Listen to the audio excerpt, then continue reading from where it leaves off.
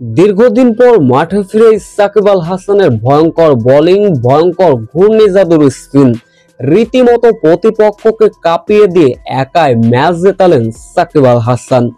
Match সেরা হয়ে সাকিব আল হাসানের এ কেমন বাণী?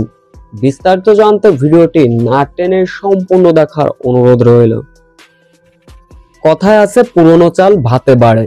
দীর্ঘ 1.5 মাস পর ব্যাটে বলে যে অনন্য পারফরমেন্স করলেন সাকিব আল হাসান, এক কথায় অনবদ্য, অবিশ্বাস্য। এদিন গ্লোবালের সেন্ট্রালের বিপক্ষে ব্যাটিং করতে নেমেছিল দুবাই ক্যাপিটালস, যেখানে আগে ব্যাটিং করতে নেমে সাকিব আল হাসান মাত্র 34 বলে তুলে নিয়েছিলেন 50, যেখানে সাকিব আল হাসানের 37 বলে 58 রানের ক্যামিও ইনিংসে ভর করে সেন্ট্রালকে 166 রানের লক্ষ্যমাত্রা ছুড়ে দিয়েছিল দুবাই ক্যাপিটালস। শুরুতে অবশ্য ইনিংসের 4র্থতম ওভারে বোলিংয়ে আসলেন সাকিব আল হাসান।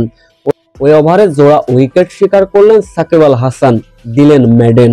নিজের ব্যক্তিগত 2য় ওভারে এসে আবারও উইকেটের দেখা পেলেন সাকিব আল হাসান। 3য় ওভারে গ্যাপ গেল। ইনিংসের 16তম ওভারে আবারও বোলিংয়ে আসলেন সাকিব আল হাসান। ওই ওভারে আবারও আরেকটি উইকেট তুলে নিলেন সাকিব আল হাসান।